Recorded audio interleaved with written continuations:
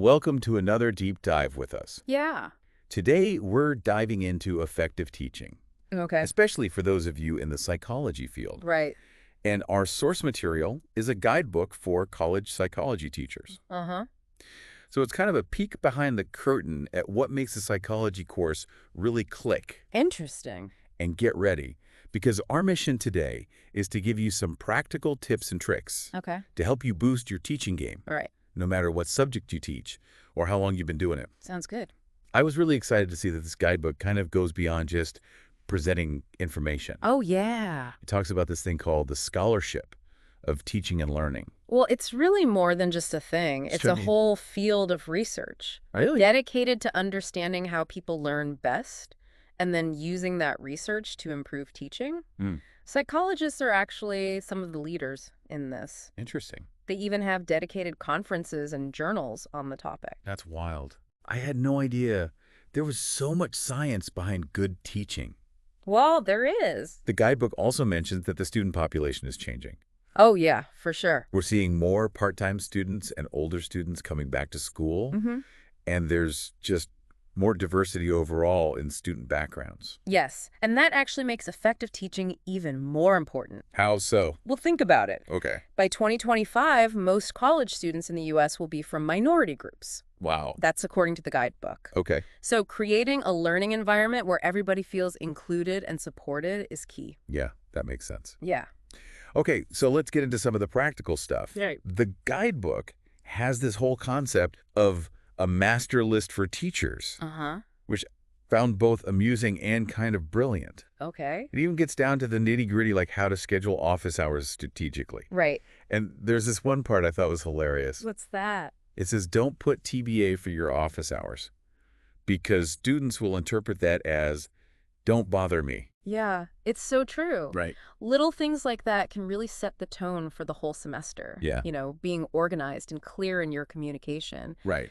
It shows students that you care about their success, and that can really help build a positive student-teacher relationship. The guidebook also gets into different grading systems. Yes. It breaks down norm reference grading, Right. criterion reference grading, and even some hybrid approaches. Yeah. Which one's your favorite? Well, I'm a big fan of a hybrid system Okay. that sets a high bar for achievement but is still fair to students. How does that work? So basically, an A grade is set at 95% of the average score achieved by the top 10% of the class. Okay. So this way, everyone has a shot at getting an A if they put in the effort. Yeah. But it also creates a challenging and achievable learning environment. I like that. Yeah. It encourages students to strive for excellence, but it also recognizes that there's always room for improvement. Right. The guidebook also talks about extra credit, which can be a little bit of a slippery slope sometimes, right? Yeah, it can be. So on the one hand, it can be a good way for students to catch up if they're struggling, Right. or show extra effort if they want to go above and beyond. But some instructors are worried that it ends up rewarding procrastination. Yeah, for sure. What's the guidebook have to say about that? Well, the guide suggests that you should space out extra credit opportunities throughout the course, rather than just throwing them in at the end as a last-minute grade booster. Oh, so it's more about encouraging consistent engagement and learning. Exactly. That makes sense. Yeah. I really like the advice that the book gives for creating a welcoming and friendly classroom environment. Yeah, It sounds like little things can make a big difference, they really can. like greeting students as they come in or sharing a little bit about yourself so they can get to know you as a person. Right. Those small gestures can really go a long way in humanizing the instructor, because it shows students that you're not just some authority figure up there. You're a real person who's interested in connecting with them. I know, and I think back to my favorite teachers. Yeah. They were the ones who seemed genuinely invested in getting to know their students. Right. And it really made for a much more relaxed and enjoyable learning environment. For sure. Speaking of creating a positive learning environment, Yeah. the guidebook has a ton of practical tips for the first day of class. Right. And one thing that really stood out to me was the advice to start teaching actual course content right away, Oh, yeah. even if it's just a brief overview. I think that's really important. Why is that? Well, it sets the tone that you're serious about learning, Uh-huh. and it shows students that you're not going to waste their time with a bunch of administrative stuff. Right. You're there to dive into the material and make the most of every class session. Exactly. I wish somebody had told me that when I was starting out. Me too. What about teaching students how to study effectively? Well, the guidebook talks about walking students through the features of their textbook, Oh, especially those first-year students who might not be familiar with a college-level textbook. so things like the bold terms and chapter summaries, Exactly. those little cues that can really help with comprehension. Right. It's about helping them to become active learners Yeah. and to make the most of the resources that are available to them. Now let's talk about something that I think every new teacher struggles with. What's that? First day jitters. Oh, yeah. I remember feeling terrified before my first class. I think everyone does. Does the guidebook have any tips for overcoming those nerves? It does. Oh, good. It offers a bunch of do's and don'ts Okay. for a smooth first day. Like what? Like we said earlier, starting with course content is a big do, Right. and having a clear plan for the class session. Makes sense. A big don't is just handing out the syllabus and leaving. Oh, I can see how that would create a terrible first impression. It sends the message that you're not really invested in the course or the students. Yeah, you really want to set the right tone from the start Right. and show students that you're excited to be there and you're ready to learn with them. For sure. Speaking of being excited to learn, Yeah. the guidebook spends a lot of time on active learning. Can you remind me what that is again? So active learning is all about getting students to do something with the material, Okay. not just passively listen. Right. So instead of just lecturing at them, Right. you're getting them involved. Exactly. The book mentions things like in-class debates and role-playing activities Right.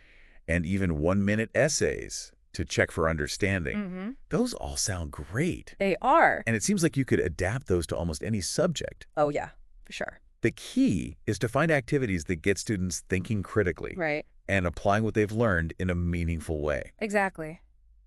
Now, what about this concept of desirable difficulties? That sounds kind of like a contradiction. I know, right? How can something be desirable and difficult at the same time? Well, it might sound counterintuitive, Okay. but research suggests that challenging students in the right way Okay. can actually help them learn more deeply. So it's about pushing them just enough outside their comfort zone, Yeah. but not so much that they get discouraged. Exactly. Techniques like random order quizzes or cumulative exams, those can help students make connections between different concepts Right. and retrieve information without relying on the order it was presented in. It's like giving their brains a workout. I love that analogy. I It gotcha. makes so much sense. Hmm. Now, I know a lot of college instructors have to oversee student presentations at some point. Right. Does the guidebook offer any advice for making that process go more smoothly? It really emphasizes the importance of setting clear expectations Okay. and providing examples of what good presentations look like. So like showing students a few well-written paper titles before they start working on their own. Exactly. Oh, that's such a good idea. It is. It helps them understand what they're aiming for right from the start. Right. And honestly, that's good advice for anybody who's giving a presentation, For sure. not just students. It's all about breaking down those big, scary tasks Right. into smaller, more manageable steps and providing support along the way. I was also impressed with how thoroughly the guidebook addresses the ethical considerations in teaching. Oh, yeah, for sure. It covers some really important topics, Like what? like avoiding abuse of power, Right. setting clear boundaries in student-teacher relationships, and maintaining student privacy, which is especially important with FERPA regulations. Absolutely. Those are all incredibly important. Yeah. Especially for new teachers who might not have encountered those issues before. Right. It's about being aware of the power dynamics Yeah. that are inherent in the teacher-student relationship For sure. and acting responsibly and ethically at all times. Right. Now, what about those anxieties that so many teachers face, especially when you're just starting out? Yeah, I remember those days. Does the guidebook offer any advice for dealing with those? It does. It actually tackles 10 scary myths about teaching. Oh, tell me more.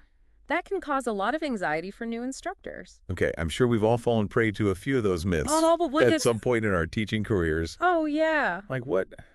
Well, one myth is that you have to be an absolute expert in your subject Oh, yeah. to be a good teacher. Right. But that's just not realistic. No, it's not. Because even seasoned professionals are constantly learning and evolving in their fields. But it's more about being passionate about your subject. Yeah. And conveying that enthusiasm to your students? Exactly. It's about fostering a love of learning. Okay. And creating a shared journey of discovery with your students. Speaking of discovery, yeah, the book also dives into this exciting and sometimes overwhelming world I know. of teaching technology. It is a lot. It's a rapidly evolving landscape. For sure. But the key is to approach technology thoughtfully. Right. And make sure it's serving a real purpose in your teaching. Exactly. So no more technology for technology's sake. Yep. It should always be about enhancing learning. Yes. Not just adding complexity. Right. The guidebook covers a lot of different technologies, from the tried and true to the cutting edge. Yeah. So let's start with the basics, like PowerPoint presentations. Okay. Love them or hate them. Right. They seem to be a staple of most college classrooms. They are. Does the book have any tips for making PowerPoint presentations more effective and engaging? It does. Tell me more. Well, it's all about keeping things visually appealing. Okay. So think high-quality images, graphics. Okay. And you want to avoid those text-heavy slides that can make students zone out. Less is more. Absolutely. PowerPoint should be a visual aid to support your message, not replace it. So don't just read off the slides. No, and don't underestimate the power of a well-placed meme or GIF to inject some humor. I like it. And keep students engaged. Humor is always a good thing. Always. The guidebook also talks about using the internet as a teaching tool. Right. Which I can see how that could be incredibly helpful, but also a bit overwhelming. Oh, yeah. For sure. Where do you even begin? Well, you're right. The internet offers this huge array of resources that can supplement what you're doing in the classroom. Like what? Like educational videos, interactive simulations, online quizzes. The possibilities are endless. It's amazing. It is. But I also imagine it can be tough to filter through all of that and find truly valuable resources. It can be, and that's why the guidebook emphasizes being selective. Okay. And evaluating online resources carefully. So what should we be looking for? Well, first of all, make sure they're high quality. Okay. And that they're relevant to your course material and aligned with your learning objectives. So it's about using the internet to enrich and extend learning. Yes. Not to distract students with random cat videos. Exactly. Now, for those of us who are a bit more tech savvy, the guidebook also dives into the world of web-based learning platforms. Right. Like Blackboard and WebCT, those platforms that promise to revolutionize education. I know, I've heard mixed reviews about those. Me too. So what's the book's take on them? Well, it acknowledges their potential Okay. for creating interactive and engaging learning experiences. Right. But it also stresses the importance of using them effectively. Okay, so no just throwing a bunch of random content on a platform and calling it a day. It's about carefully considering how to use features like discussion forums, online quizzes, and even virtual office hours to enhance the learning experience. Think about it this way. Okay. How can you use technology to make learning more accessible, more engaging, and more relevant for your students? Exactly. That's the key question. And it's not just about high-tech solutions either. Right. The guidebook also talks about using email for communication.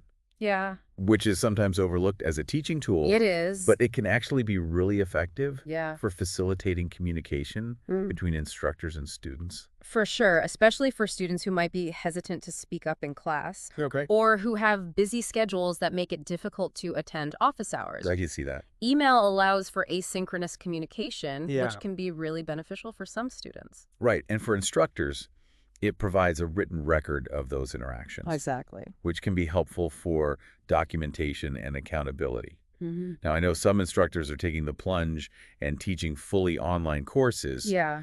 Does the guidebook offer any advice for navigating that world? It does. It emphasizes the importance of creating a learning experience that is specifically tailored to the online environment. Okay, so don't just try to replicate the traditional classroom experience online. Right. It's not going to work. So it's about embracing the unique affordances of the online environment. Yes. And designing a course that really leverages those strengths. Exactly. Think about how to foster those essential elements of effective teaching. Okay. Interaction, engagement, and feedback. Right. In a virtual setting. It's like you're creating a virtual community of learners. Exactly. Now, this is all great information. But let's be honest. Okay. There are some aspects of teaching that can be a bit challenging, Oh, yeah, even for the most experienced instructors, for sure. like classroom management. Oh, yeah. We've all had those students who test our patience. I know, right? The chatty ones, the perpetually late ones, the ones who seem to be permanently glued to their phones. It comes with the territory. It does. But the guidebook does offer some helpful strategies Okay. for addressing these common classroom management challenges. Okay, I'm all ears. Well, for the chatty student, Okay. the book recommends using nonverbal cues, Okay. like making eye contact or moving closer to them, Okay. as a gentle reminder to quiet down. Subtle, but effective. Right. What about the students who are constantly checking their phones? Oh, yeah. That's one of my pet peeves. I know, it's tough. Does the book have any advice for dealing with that? It suggests incorporating more active learning techniques Right. to keep students engaged. Which we talked about earlier. He did. And of course, there's always the direct approach. Right. You can call on them to answer a question or participate in a discussion. That'll usually get their attention. Now, let's talk about a topic that I think every instructor dreads. What's that? Academic dishonesty. Yeah. Cheating and plagiarism. It's unfortunately a reality of teaching. It is. And with the rise of technology, Right. it seems like it's becoming easier and easier for students to get away with it. I think so. It can be so disheartening when you realize that a student has been dishonest. Do you have any advice for how to address these situations? Well, the guidebook stresses the importance of establishing clear expectations and consequences Okay. from day one. So make it crystal clear Yes. what constitutes plagiarism Uh-huh. and what the penalties are. Exactly. Now, I imagine some students might genuinely not understand what plagiarism is, You're right. It's more common than you might think. especially with how easy it is to copy and paste stuff from the internet. Exactly. And that's why the book emphasizes providing specific examples Yes. of what plagiarism looks like and how to avoid it. So it's about educating students about academic integrity, Yes. not just policing them. Right. So it's a preventative approach as well as a reactive one. Mm-hmm. What do you recommend if you do catch a student being dishonest? Well, the guidebook advises following established procedures Okay. rather than trying to handle it informally. So involve the department Yes. or the university's academic integrity office? Yep. Exactly. This ensures a fair and consistent process for all students, Okay. and it protects you from potential accusations of bias. That makes sense. It takes some of the pressure off the instructor Right. and ensures that the situation is handled appropriately. Mm-hmm. Now, on a more positive note, All right. let's talk about student motivation. Okay. It can be a real struggle to get some students invested in learning, right? It can be, but the guidebook explores some strategies Okay. for sparking student motivation. I'm intrigued. What are some of the key takeaways? Well, one important factor is making the material relevant to students' lives. Okay. Show them how what they're learning applies to the real world, Uh-huh. and they're more likely to be engaged. So if they can see how it connects to their own interests Yes. or their future goals, Yeah. they're more likely to care about the material. Exactly. The book also talks about the importance of setting realistic expectations Okay. and providing clear feedback. So helping them understand what they're expected to learn and giving them constructive guidance on their progress. Yes, it's all about supporting students and helping them feel successful. And don't forget the importance of catering to diverse learning styles. Oh, that's a really good point. Not everyone learns best Right. by just listening to a lecture. Right. Some students are visual learners, some are kinesthetic learners, and some really thrive in collaborative environments. Right. It's about providing a variety of learning experiences to Right. meet those different needs. The more variety you can offer, Yes, the more likely you are to engage all of your students. exactly. Now, we talked earlier about teaching students how to study effectively. We did. Does the guidebook elaborate on that at all? It does. It actually provides a whole list of study do's and don'ts Okay. to help students develop more effective learning habits. Give me the highlights. What are some of the key do's? Well, a big do is taking notes during lectures and while reading. Okay. And it emphasizes integrating those notes Okay. into a comprehensive outline for review. So instead of just passively highlighting or underlining, Right. they're actively processing and organizing the information. Exactly. It's about engaging with the material Yeah. and making those neural connections. And a big don't, as you might have guessed, is cramming. Of course. Cramming is never a good strategy. Never. The book really emphasizes the superiority of distributed practice. Oh, okay. So studying a little bit each day Right. rather than trying to cram everything in at the last minute. It's about consistency Yes. and spacing out those study sessions to maximize retention. Exactly. Now let's shift gears and talk about a crucial aspect of teaching Okay. that's often overlooked: What's that? providing students with effective feedback. Oh, yeah. Feedback is essential. But it can be tricky to get it right. It can. What are some of the guidebook's recommendations? Well, it stresses the importance of providing timely and constructive feedback.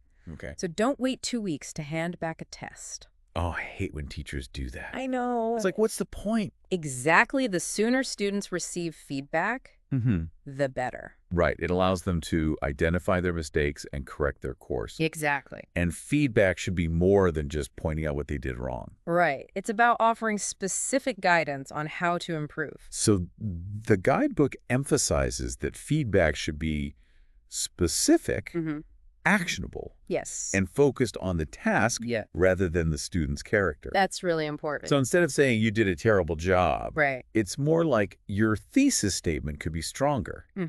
Here are a few strategies for crafting a more effective argument. Exactly. It's about providing constructive criticism that empowers students to learn and grow. Now, another aspect of teaching that can be a bit of a minefield is student privacy. For sure. With FERPA and all the regulations surrounding student data, it's more important than ever to be careful about what information we share. You're absolutely right. FERPA is incredibly important. And the guidebook does a great job of outlining those guidelines and reminding instructors of their legal and ethical obligations to protect student information. So no discussing a student's grades in front of other students. Right. Or leaving graded papers out for anyone to see. Exactly. It's about treating student information with the utmost confidentiality.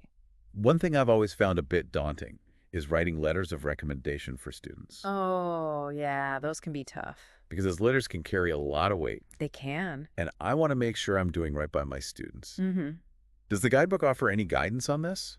It does. It emphasizes the importance of being honest and providing specific examples of the student's strengths and accomplishments. So go beyond vague generalities like they're a great student. Exactly. And actually provide concrete evidence of their abilities. Right. Mention specific projects they excelled in or unique contributions they made to class discussions. You know, paint a vivid and compelling picture of the student for the reader. And if you don't feel comfortable writing a strong letter for a student, it's better to be upfront with them about that. Absolutely. It's better to decline than to write a lukewarm letter that could actually harm their chances. Good advice. Now, before we wrap up this deep dive, I want to touch on a topic that's near and dear to many instructors' hearts. What's that? Assessing teaching effectiveness. How do we know if we're actually making a difference? That's the million-dollar question. Well, the guidebook emphasizes the importance of gathering evidence of student learning.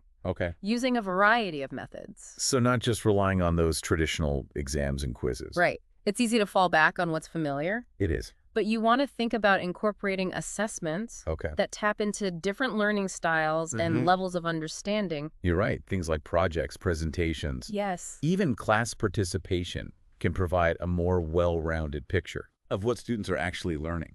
And the guidebook stresses the importance of aligning those assessments with your learning objectives. So if your goal is to cultivate critical thinking skills, your assessments should reflect that. Exactly. You want to make sure that you're actually measuring what you intend to measure. That makes a lot of sense. Speaking of measuring teaching effectiveness, let's talk about those end-of-semester student evaluations.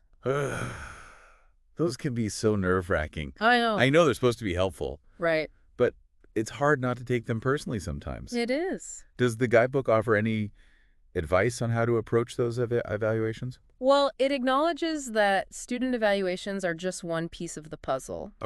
But they can provide valuable feedback, especially when they're conducted thoughtfully and anonymously. Anonymity is key, I think. Because students are more likely to be honest if they know their feedback won't be traced back to them. Exactly. And remember, it's not just about student feedback. The guidebook encourages instructors to seek feedback from multiple sources. Like who? Like colleagues, mentors, and even through self-reflection. So it's about creating a holistic picture of your teaching effectiveness. Right. drawing on a variety of perspectives. Exactly. And it's an ongoing process. Yeah. Even the most experienced instructors can benefit from ongoing reflection and a commitment to continuous improvement. It's about embracing a growth mindset. Yes. Not just for our students, but for ourselves as educators. I think that's a perfect note to end on. I agree. So as we wrap up this deep dive into effective teaching, we encourage you to think about which principles resonated with you the most. Right. What made your favorite teachers so effective? Were they applying any of the strategies we discussed today? Good question. And how can you incorporate these insights into your own teaching journey, no matter where you are on that path? Exactly. Remember, effective teaching is a journey, not a destination. I like that. It's about constantly striving to improve. And create a learning environment where all students can thrive. And if this deep dive has piqued your interest in the art and science of teaching, be sure to check out the resources we've listed in the show notes. There's a wealth of information out there to support you on your teaching journey. Absolutely. So keep learning, keep growing. Yeah. And keep inspiring those young minds. Until next time.